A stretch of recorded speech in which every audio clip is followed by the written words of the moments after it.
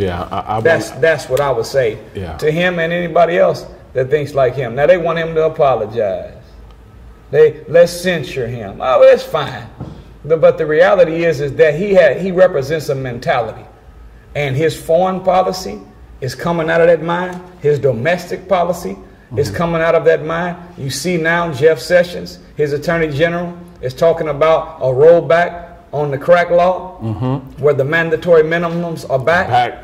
So now you already know that it was unjust to sentence black people to life in prison for non-violent crimes for the conspiracy to deal drugs, meaning you didn't have to prove it. All you had to have is he said, she said, hearsay. Have people we grew up with in jail for the rest of their life for a non-violent crime without ever being caught with no dope.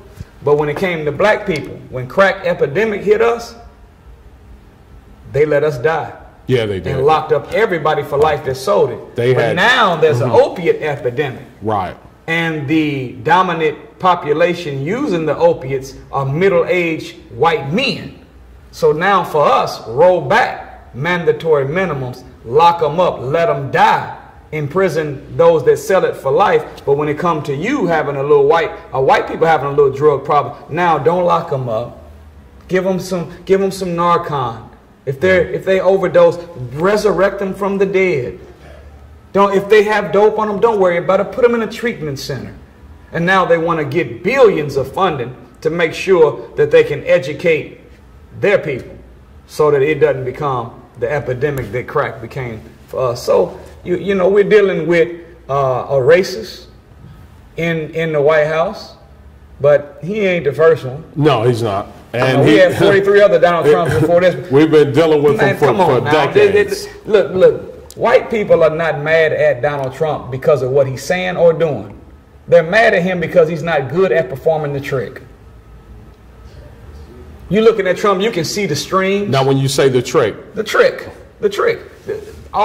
If Hillary Clinton would have been in office, she would have been just as treacherous, if not more treacherous, than Donald Trump is. But she would have been able to smooth it over with articulate language.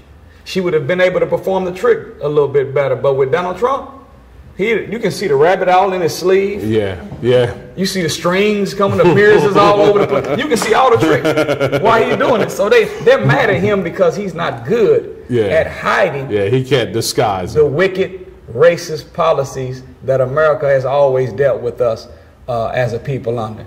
We have gotten used to hearing friendly conversation while being treated like slaves.